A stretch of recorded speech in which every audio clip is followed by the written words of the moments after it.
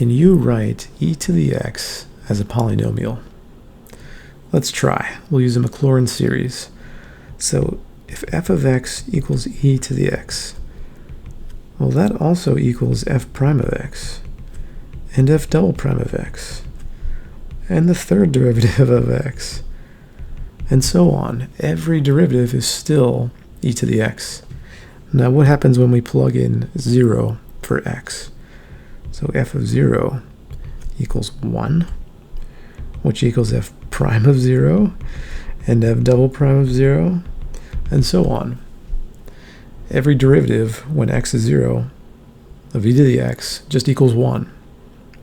So if we plug this into the Maclaurin series formula, so e to the x equals, this is just the formula for the Maclaurin series. It looks like this: f of 0 plus f prime of 0 times x plus f double prime of 0 over 2 factorial times x squared plus the third derivative of f at 0 over 3 factorial times x cubed, and so on. So that's the Maclaurin series formula, but when f is e to the x, well, that simplifies really nicely.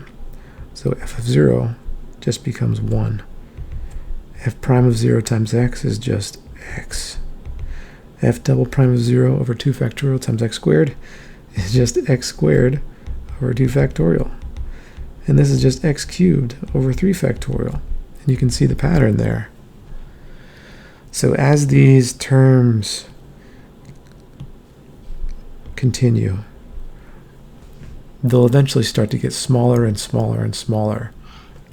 And we can use this to approximate e to the x very closely. It's easy to compute, it converges everywhere, it approximates really fast. And what's interesting is that, so most Maclaurin series only work near 0, but e to the x is special in that the polynomial here, it matches the function for all real numbers, and that's why it's really important for calculus. So let's do a quick example. If we take e to the 0.1, we can approximate that with a Maclaurin series, and we'll get 1 plus 0.1 plus 0.1 squared over 2, and that equals 1.105, which is a very close approximation, and we could just do more terms if we wanted to make it even more accurate. Okay, hope that helps. Thanks for watching.